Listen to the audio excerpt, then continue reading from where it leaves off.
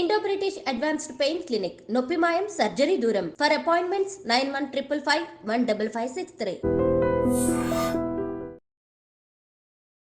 నమస్కారం, నేను Athuluri Ravikanth, interventional cardiologist, Yashoda hospital Somajiguda. మనం ఈరోజు కలవటానికి కారణమైంది ఏమిటి అంటే, కొత్తగా అందరూ భయభ్రాంతులు అవుతున్న ఒక వైరస్ గురించి ఇన్ఫర్మేషన్ ఇవ్వడానికి. ఇది కార్డియాలజీ టాపిక్ కాకపోయినా కొంచెం కార్డియాలజీ కన్సర్న్స్ ఉంటాయి. సో ఫిజిషియన్ ట్యాకిల్ చేసే కేసెస్ ఇవి, వైరస్కి సంబంధించినవి. అప్పుడప్పుడు మేము కూడా ఇన్వాల్వ్ అయ్యే పరిస్థితి వస్తుంది. సో దీనికి భయభ్రాంతులు చెంది చాలామంది క్వశ్చన్స్ వేస్తున్నారు కాబట్టి దీని గురించి డిస్కస్ చేయడం జరుగుతుంది. సో హెచ్ఎంపివి వైరస్ అని మీరు వినుంటారు, ఇప్పుడు కొత్తగా న్యూస్లోకి వచ్చింది. హ్యూమన్ మెటాన్యూమో వైరస్ అంటారు దీన్ని. హ్యూమన్ మెటాన్యూమో వైరస్ అంటే నథింగ్ బట్ అదొక వైరస్, అంటే కోవిడ్ లాగా adeno virus, respiratory syncytial virus, influenza virus, అంటే కోల్డ్ కాఫ్ కాజ్ చేసే కొరైజా అంటాము. కోల్డ్ కాఫ్ అంటే జలుబు లేదా నిమ్ము అంటారు చూడండి, నిమోనియా వస్తే. సో దీనికి సంబంధించిన వైరసెస్లు, ఈ వైరసెస్లు అనేకంగా ఉంటాయి, మార్పులు చెందుతుంటాయి, సహజీవనం చేయడానికి ప్రయత్నం చేస్తుంటాయి మనతో పాటు. సో బాడీలోకి ఎంటర్ అయ్యి మనతో పాటు అంటే అవి బతకటం అనేది బయట బతకవు, ఐదర్ మన దగ్గర కానీ ఏదో ఒక జీవిలో ఉండాలి. సో జనరల్గా ఇవి కొన్ని జంతువుల్లోనూ మనలోనూ ఉంటాయి, మెజారిటీ మనలోనే ఉంటాయి.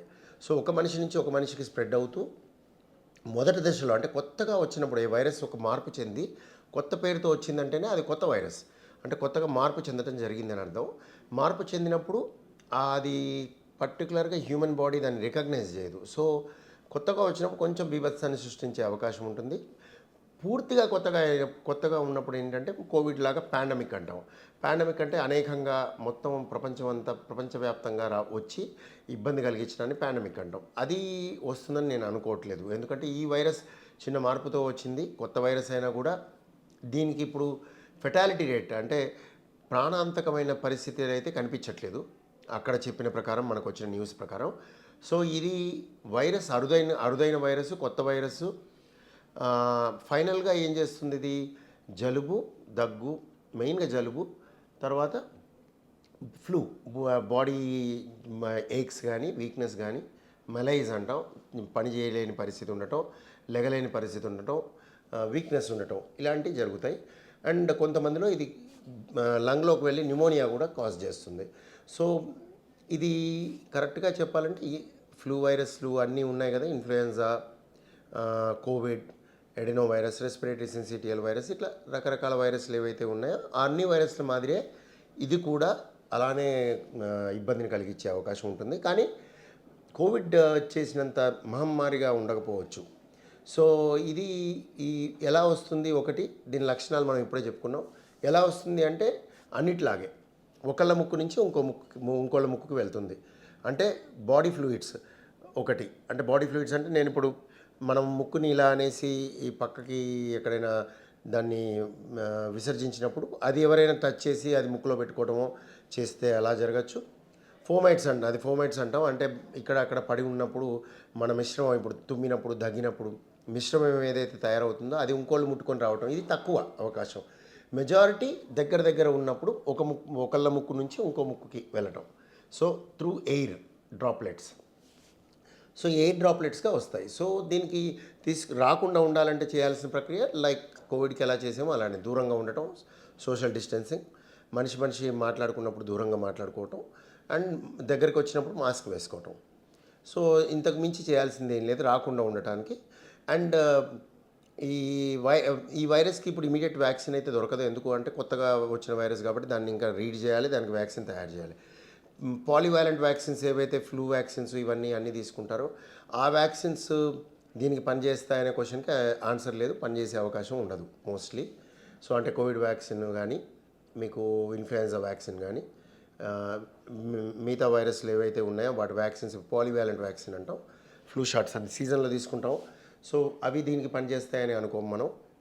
అయితే రాకుండా ఉండటానికి ప్రస్తుతానికైతే మాస్క్, దూరంగా ఉండడం, దగ్గరికి వచ్చినప్పుడు మాస్క్ వేసుకోవడం, దూరంగా ఉన్నప్పుడు ఎంత దూరంగా ఉంటే అంత మంచిది. సో వచ్చిన వాళ్ళు మెయిన్గా వాళ్ళ జాగ్రత్తలు తీసుకోవాలి, వేరే వాళ్ళకి ఇవ్వకుండా కంటైన్ అయి ఉండటం, ఎవరితో తప్పని పరిస్థితిలో కలవాల్సిన పరిస్థితి వచ్చినప్పుడు మాస్క్ వేసుకోవటం. సో ఇక ప్రాణాంతకమైన విషయం ఉందా అనేదానికి ఇప్పటికైతే క్వశ్చన్కి ఆన్సర్ లేదు.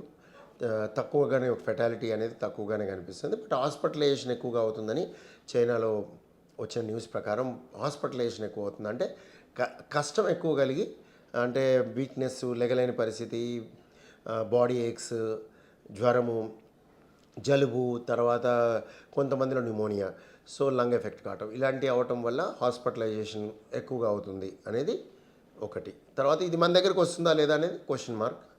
ఇలా మీరు గమనిస్తే లాస్ట్ కోవిడ్ తర్వాత చాలా భయభ్రాంతులు చేసే విధంగా అందరు భయభ్రాంతులు అయ్యే విధంగా చాలా న్యూస్లు వచ్చాయి, అవి వెళ్ళిపోయాయి. మీరు గమనిస్తే ఏది జరగలేదు.